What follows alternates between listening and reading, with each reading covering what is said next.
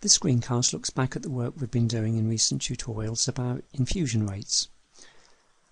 I'd like to look at these questions in 3 stages. I'd like first of all to take some time to explore how we can understand these written questions just in everyday language using some basic mental math skills, so you really understand what these questions are asking you to do. I'd then like to build on that understanding by showing you how we can describe these problems, our problem-solving strategy, using a simple formula. Now actually there are 3 variations of the formula that we need to consider, but I'm going to help you by sharing with you a little memory aid which will help you decide which of the strategies we use. Now most questions are made up of 3 different types of information. There's normally information about the volume in millilitres, there's information about time in terms of hours and minutes, and there's information about the rate of flow. And in most questions you are given 2 of those elements and then you have to work out the third. So let's practice reading some straightforward questions and then identifying what it is we've got to find. Now the first thing to mention about this particular question is that, as is often the case, you may have some distracting information about the strength of the infusion as a percentage, but we don't need to consider that in this kind of question. What we are told is that the rate is 400 mils per hour. We're told the time, and we have to find out the volume. Now let's just think about what this question's telling us. The rate per hour, 40 mils per hour, means that for every hour the patient gets 40 mils. So if we double that, we'd get to 80. Then if we doubled it again, we'd get to 4 hours, which is 160 mil.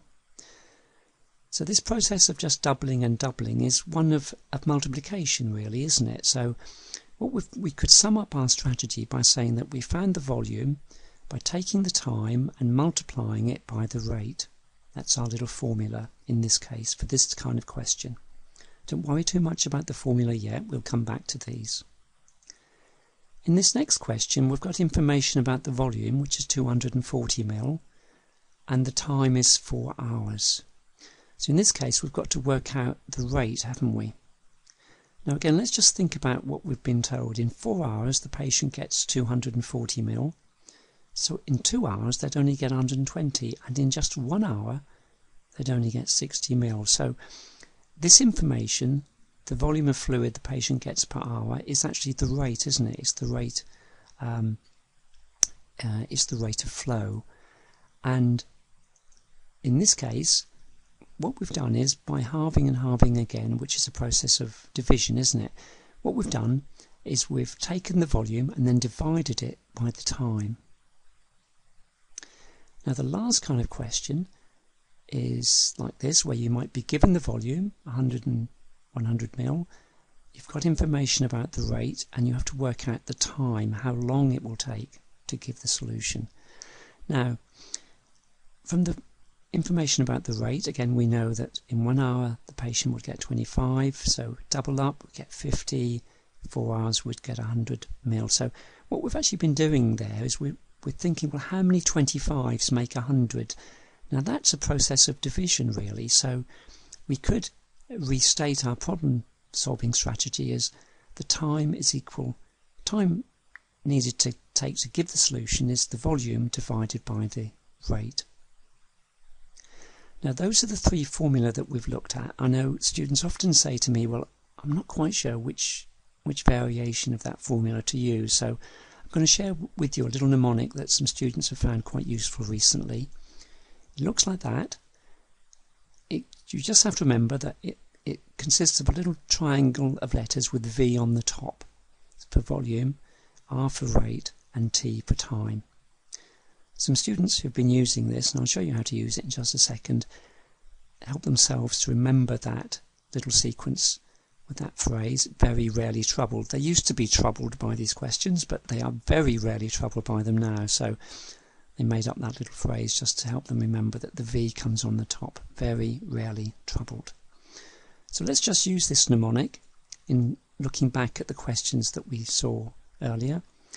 This question asked us to work out the volume, so how we use this mnemonic is to cover up the information that we need to find. In this case it's the volume.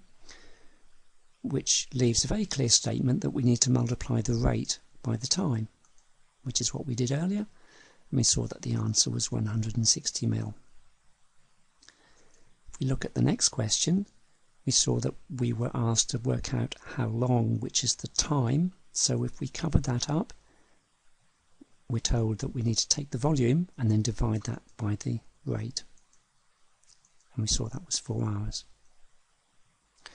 Now the last question, involving the Hartmans, we have to work out the rate, and yes, you've guessed it, we cover up the R, which leaves us with a very clear indication we need to take the volume, divide that by the time, and we get the answer, 60 mils per hour.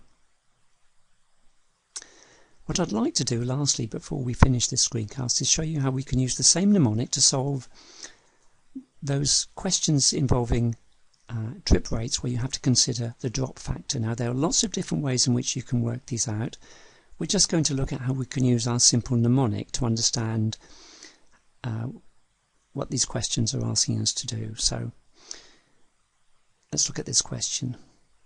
A patient is prescribed half a litre, so we're given information about the volume. Again, we don't need to use this information about the percentage. We're told that the length of time is 4 hours, so we've got the volume, we've got the time, and we're being asked to work out the rate, how many drops per minute. So again, just use our little mnemonic, and it tells us all we need to do is to find the volume and divide it by the time.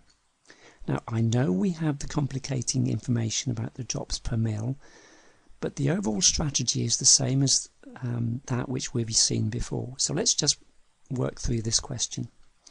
We need to find the rate, so we're going to take the volume and divide it by the time.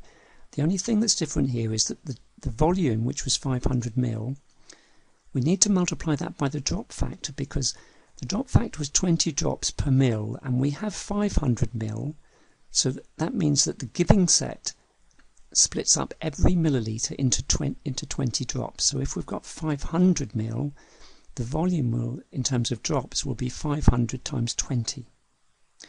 On the bottom we have the amount of time in hours at the moment, but you'll have seen that the question asked us to give the rate in terms of drops per minute, so we just have to multiply the hours by 60. Now if we put in some figures, we'll see that we have the volume, which is 500 multiplied by 20. On the bottom we have 4 hours times 60.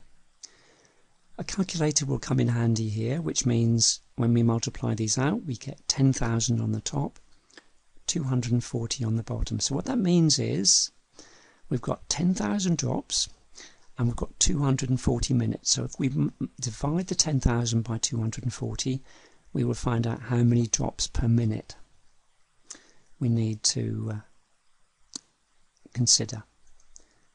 And the answer is 41.666. Now we don't need an answer as accurate as that, do we? So that's actually 41 2/3 of a drop per minute, but we just need to round up to 42 drops per minute.